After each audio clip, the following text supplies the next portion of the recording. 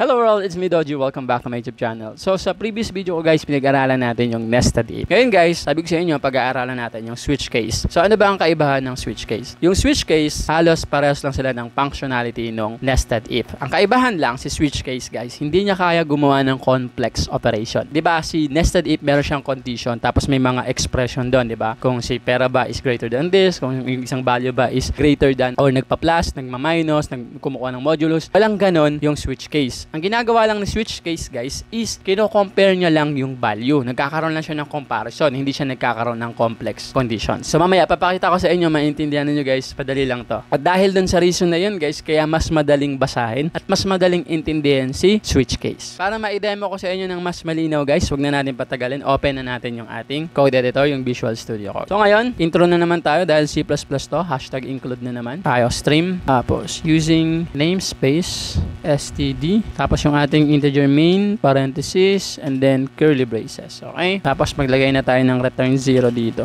Sa gitna natin lalagay yung ating mga code. So ngayon guys, ang program na gagamitin ko is kagaya lang din nung ginawa ko nung una. Yung mga araw, di ba? Gumawa tayo ng 7 choices. Sunday, Monday, Tuesday, Wednesday, and so on, di ba? So yun din yung gagawin ko, pero ngayon, iba na yung pattern. So kagaya nga nasabi ko sa inyo guys, si switch case, ang ginagawa niya lang is nagko-compare lang siya ng value. So ang ginagamit niya pang compare is yung mga tinatawag na cases. Yung cases na yon dito, ang gagawin ko is i-represent natin siya sa pamamagitan ng mga numbers. So ganito, papakita ko sa inyo. Una, i-mention muna natin yung variable na involved. So meron tayong day, 'di ba? Ngayon, ang ginawa natin nung una is ang nilagay ko diyan is Tuesday. Yan yung sa nested if na example ko, may Tuesday na nakalagay. Pero ngayon, hindi string yung gagamitin ko. Number 4, okay? Lagay muna natin dahil 4 yung value ni day, siya ay isang integer variable na ang value ay 4. End of the statement. So, sa usapang araw guys, anong araw yung number 4? Magsasabihin natin na yung number 1 is Sunday, number 2 is Monday, and number 3 is Tuesday, number 4 is Wednesday, okay? So dapat, gagawa ako dyan ng 7 choices, Sunday ang 1, tapos yung Saturday, yun ang number 7. Yung day 4 is Wednesday. So pag gumawa ako dito ng 7 options from Sunday to Saturday, dapat ang i-result niya or ang ipiprint niya is yung day 4, which is Wednesday, okay? So gumagawa din siya ng desisyon, pero iba yung way niya ng paggawa. Hindi kagaya ng nested if. Pero same lang sila halos ng functionality ni. So guys, yung sequence ng topic nga pala natin ngayon is based doon sa PDF na ginawa ko. So meron akong PDF na ginawa na I really think magiging useful sa inyo kapag nag-aaral kayo. So sa PDF na to guys, nakalagay yung summary ng explanation ko. Also naglagay din ako ng mga code snippets, yung mga code na ginamit ko dito sa pagbablog, na I really think maganda na meron ka nito habang nag-aaral ka ng programming, dahil kung sa video ka lang manonood, medyo nakakapagod mag-backward and forward. So mas maganda meron kang kopyahan. If you want, pwede mo siyang i-download na dyan yung link sa description sa baba. Okay? Switch case. So paano ba natin sisimulan yung paggawa ng switch case statement? So kagaya ng if else guys, di ba nagsisimula tayo sa if, sa switch ganun din. Sisimula tayo sa switch. Ayan. Tapos parenthesis, yung condition natin, and then curly braces. Dito nakalagay yung ating code. So yung code na ano, yung ating cases. Ano yung cases? Yung cases, yun yung pagpipilian or isi-switch ng isi-switch para makuha natin yung tamang value na equivalent doon sa ating variable na day. Okay? So, sa loob ng condition ng ating switch, ilalagay natin yung day. Okay? Day lang. So, ibig sabihin yan, babasahin niya lang ano yung value niyan kasi yan lang yung i-compare niya. Kagaya nga sinabi ko, hindi niya kaya gumawa ng mga ganito guys. Mga complex, ganyan, mga complex operations. Okay? So, ginagawa niya lang is pag minention mo dyan yung variable, i-check niya lang yung value niyan, tapos i-compare niya dun sa mga cases na gagawin natin kung alin dun yung tutugma. Nakuha ninyo. So, na-mention na natin yung day sa loob ng condition. Punta na tayo sa curly braces. Sa loob ng curly braces, meron tayong mga cases na gagawin. Yung sinabi ko sa inyo. Ito mga cases na to, ito ay represented by number. Si case 1, so nakukuha nyo na ba? Si case 1, sabihin natin siya yung Sunday. After natin ma-mention si case 1, mag-character out tayo.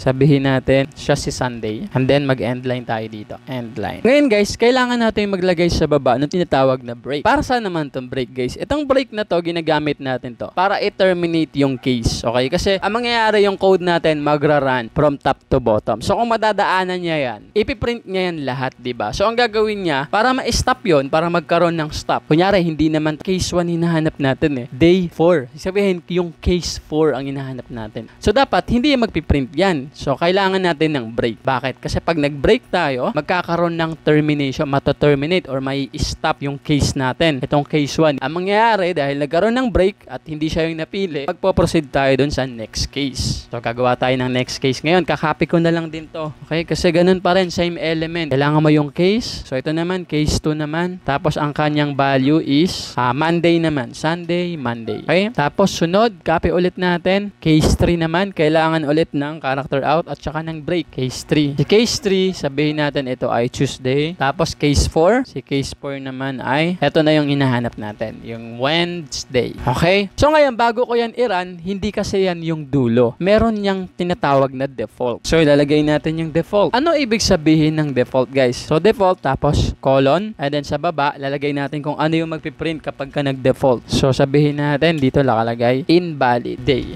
Tapos, end line. So, ano ibig sabihin ng default, guys? Itong default, ito dapat yung nasa pinakadulo ng ating switch case. Pagka lumabas yung default, guys, ibig sabihin, wala talaga dun sa pinagpipilian yung value na nilagay natin sa variable. Okay? For example, ang nilagay ko dito is 5. Okay? Tanggalin na natin yung Wednesday. Hindi na Wednesday yan. Pag niran ko yan, dahil wala akong case 5, kasi i-compare niya yung value ng day dun sa cases. So, pag niran ko to, guys, lalabas yung default. Invalid day. Nakita ninyo, guys. Bakit lumabas yung invalid day? Kasi wala akong case 5. Okay? Walang kasing katumbas yung day na, yung variable natin na 5 dun sa cases. Hanggang 4 lang yung cases natin, diba? And guys, meron nga pala akong ginawang PDF, guys, kung saan ko nilagay yung summary ng explanation ko dito. Also, yung mga codes na ginamit ko na pwede kong i-share sa inyo. So, I really think na magiging useful to kung nag-aaral ka ng coding, kasi kung video ka lang manonood, medyo mahirap kasi kailangan pang mag-backward and forward, diba? Kapag ka meron kang gustong hanapin. Pero kapag ka meron kang kopyahan, guys, magiging madali sa'yo yung lahat. So, kung gusto mo siya i-download, guys, nandyan yung link sa description sa baba ng PDF learning materials. Okay? So, nakuha na ninyo. Ngayon, kung ibabalik ko yan sa 4, okay? Tapos, niran ko ulit, lalabas na dito yung Wednesday. Ayan. So, Wednesdays. Oh, diba? May S pa. Ayan. Wednesday. Bakit? Bakit lumabas yung Wednesday? Kasi, siya yung kasing value nung 4. Yung day is 4. Yung case naman, so, ang magpiprint dito is yung case 4. Okay, guys. Ngayon, pag nalagay ko dito yung day natin is may value na 1. Of course, pag niran ko yan, magpiprint yung Sunday, diba? So, paiksayin natin yung code para malinaw.